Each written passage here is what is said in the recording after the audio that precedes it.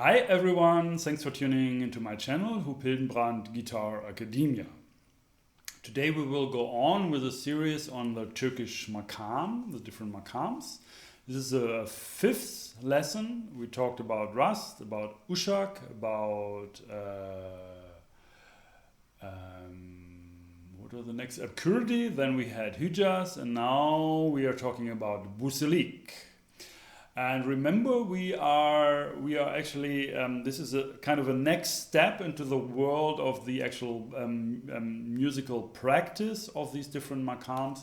We already talked about all the different tetra and pentachords, and now we are taking that a step further and look how actually these tetra and pentachords are, how they behave in the actual maqams, and what they normally also how they expand above this tetra and pentachord, how the extension kind of a thing. So tetra pentachord is just 4-5 notes of the scale, and we want to know when we say, okay, it's not in this case not Buselik tetra or pentachord, but it's Buselik Maqam.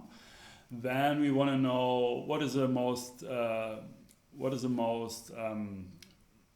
normal or basic thing, how this basic tetra and pentachord will be extended, like notes, and which notes are important, and like the basic thing. Because when you have when you think like really Turkish maqam, and you think like taksim, for example, this improvisation, you take a certain maqam as your home base, and then you invent you go in all kinds of different directions, showing all kinds of different maqams. It really depends on your ability and virtuosity, of course, and dealing with all these different colors of the different tetra and pentachords, how to arrange them, how to progress through the different colors. That's another thing, another level, how to play more in this more real world, you can say. But in between there is a step to really understand these individual maqams, or at least what kind of notes, when I say Buselik, what kind of notes belong to that. Not only the tetra and pentachord, but like the whole scale. And so yeah, so we also talked about in the last lessons on maqam. So I'm sure that you know the purpose of the series now. Okay, Yerinde, so its place of Buselik is A. Is A. A is German. A is English, and La they say in Turkey. But anyway, so on A, but we we take them all these maqams and tetra pentachords, also to compare them. We transpose them all to E. So we have E, Buselik.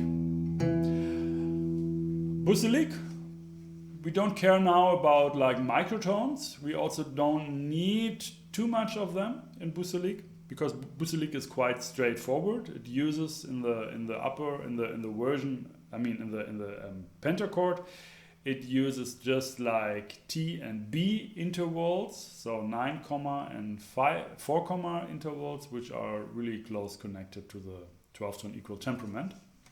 So let's take a look at that Buselik Maqam without dealing with these microtones. Yeah, to really first understand that what's happening. So Buselik is minor. Yeah, it's a minor penta or tetrachord, both Buselik tetrachord, Buselik pentachord. Yeah, that's it.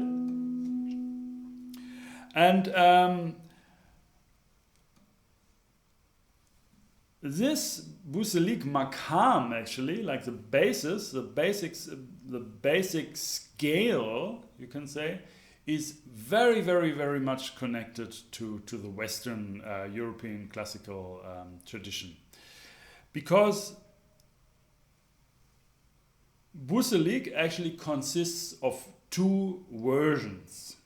Yeah, there. When you say it's Buselik, it's this minor scale in a way.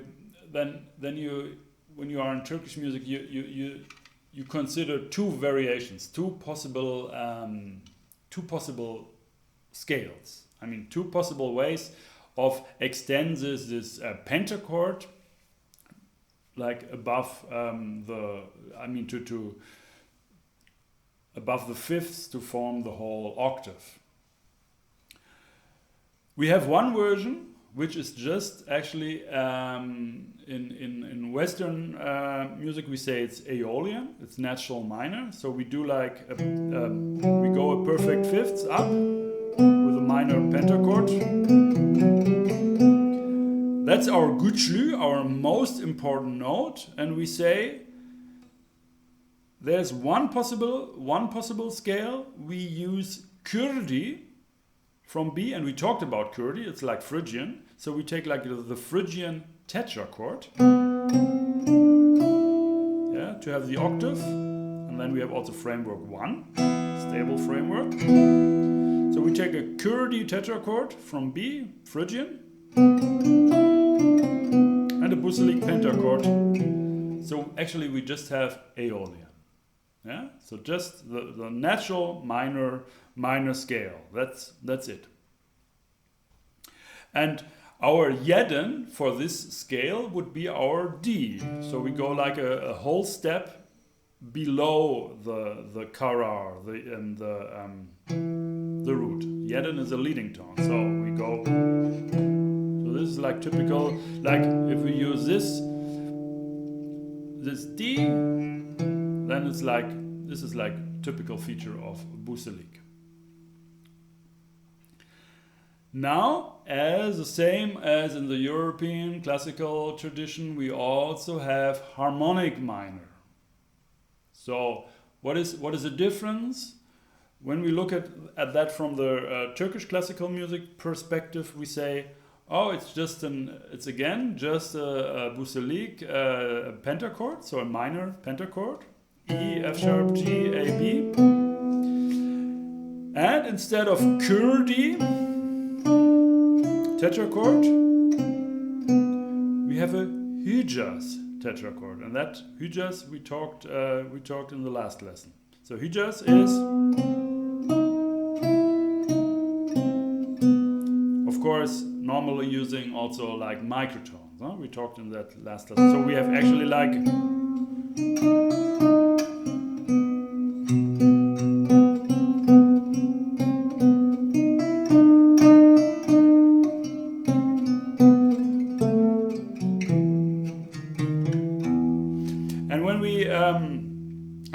version of the scale, we use the D sharp as a jeden, as a leading tone, and the D sharp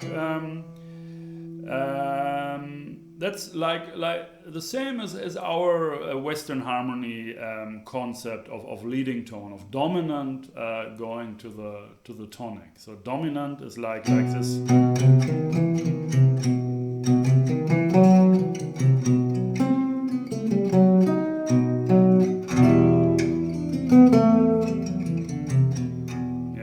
Take like this dominant tension kind of a thing, so showing Hijaz or harmonic minor fifth mode on the 5th degree or on the B, and then going to Buselik E minor, Aeolian, or in Turkish classical music, of course, also we can still have our Hijaz tetrachord on B, but mostly in classical Western classical music, you would say, okay, then when I'm really on E, like Karar, in this region on that plateau, I'm most likely I show the Aeolian scale.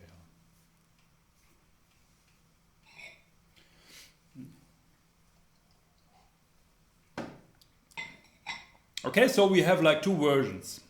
Both versions share the same framework. Framework 1. Root, fifth octave.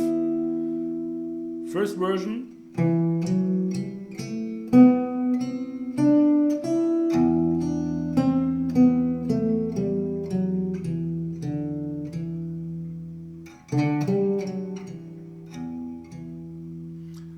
And second version.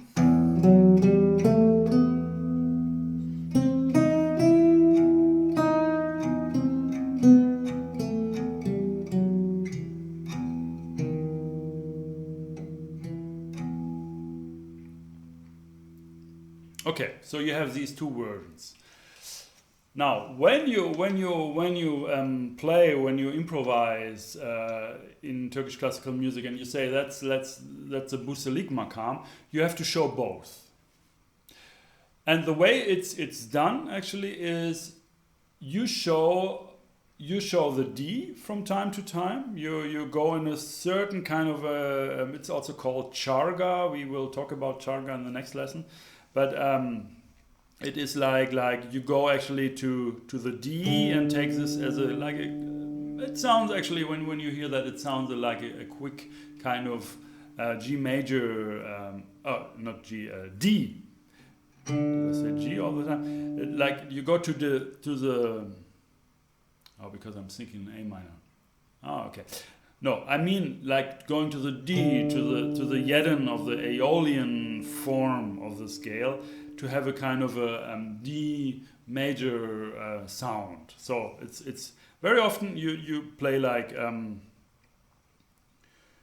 you play this minor scale with a D. Going to the D is like a asmar karar, like a short stay on this D to have a kind of a D major sound, and then you go on somehow, but to really end this on the E karar and to be really done, you have to show the D sharp to really make sure that's it. Yeah, and that's the concept is really like like same as in the Western harmony in the European classical music. Okay, so I show you what I mean, how it's done. So you have E minor.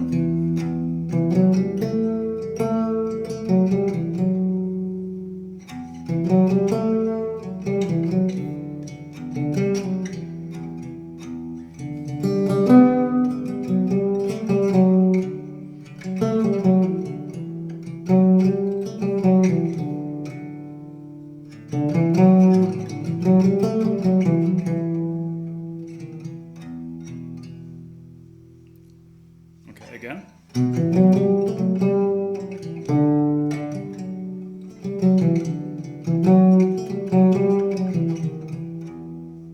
Yeah, so I was showing the D, and there's a nice Turkish folk song actually, which really is a typical.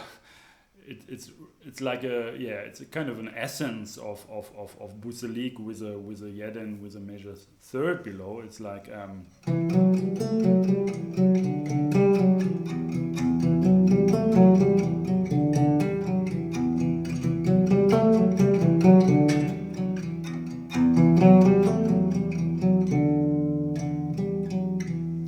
when I hear that,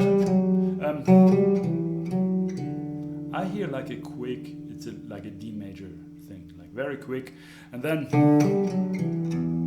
going back to E, and then to really end Buselik, you can. I'm sorry.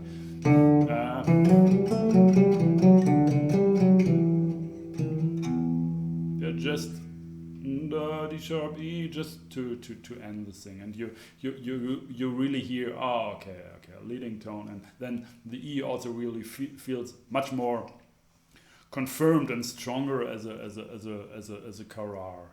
And I think like a Turkish musician will almost hear this exactly the same way. This concept of the leading tone, and then that when you have a half step below the karar, below the root, then it's actually in a way like a stronger resolution.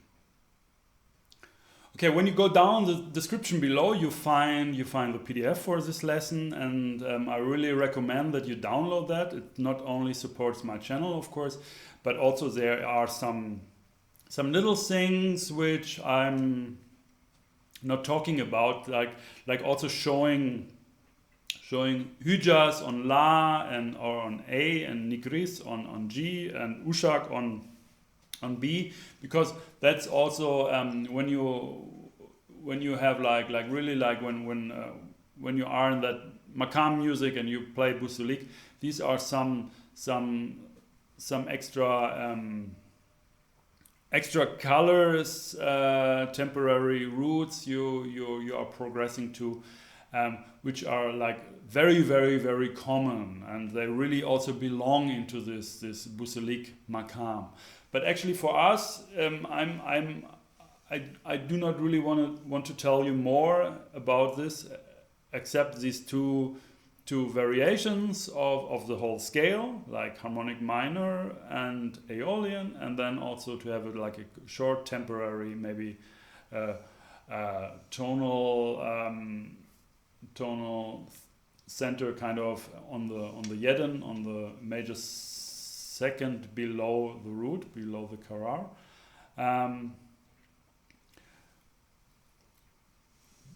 Because actually these lessons here are not really meant to give you like the complete picture of like a beautiful developed Maqam and like these beautiful, all these extra beautiful colors you can incorporate when you play taksim or like an improvisation. I'm more I really want to focus more on actually like the how this basic tetra and pentachords are when they're played in musical practice, how they are extended to form like scales, and what are their like very, very typical feature, which actually are always confirming this in this case like Buselik. And that's actually what we already talked about. And the other are like colors which are nice, some a bit like weird in a way, so you really have to know how to deal with them. I mean, for my ears at least, when you are like a Turkish classical musician, and then it's no big deal, I think. But but I think there are more like extra colors, which are really frequently used when you play Buselik, but it's not, let's say like that, you don't have to show them, I think, what I know, you don't have to show them to make Buselik very clear. Yeah, but you have to show, of course, you have to show these both variations, like harmonic minor and Aeolian, and you have to show this note, a major second below the root, the D in this case. Okay, how about microtones? Microtones are actually, this is quite interesting. With minor,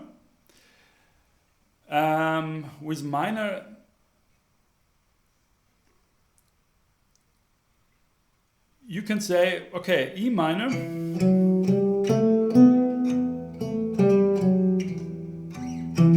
it's just as that intonation is really exactly like you would play with a piano, you would have in the 12-tone equal temperament.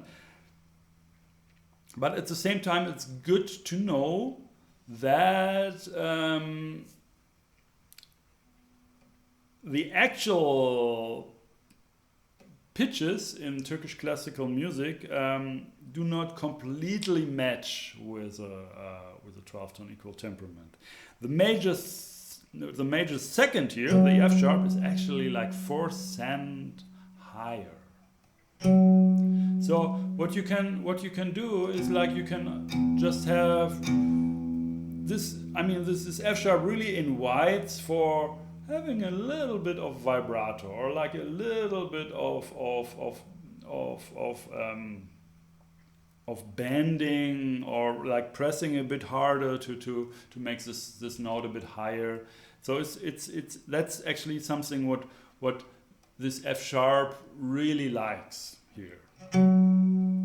Yeah, so it's really before I go on, before I show that to you, it's also in combination with a G, because a G is a little bit lower actually in this Turkish classical tonal system. So you can just push the string a little bit and make this minor sound, this sad sound, even more sad, even more dark, and make the major second just a little bit more bright, you could say. And this kind of combination sounds like that.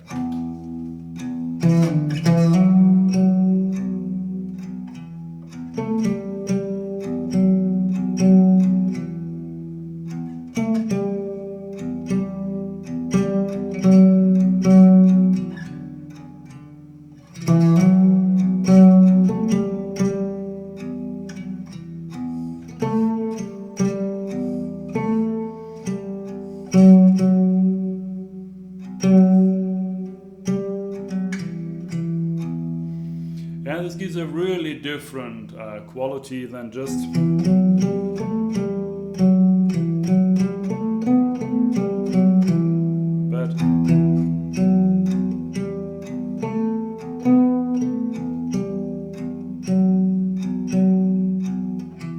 instead of, it's very little, it's very minute. It's just when you know that, you can, you know that, oh, I can make a little vibrato there, or I can push the string just a little bit, and then you know this will get this sound, this will get actually a more deeper, more expressive, emotional sound for this minor tetra or pentachord. Okay, but you can also say, that's so minute, I do not really care. I just play my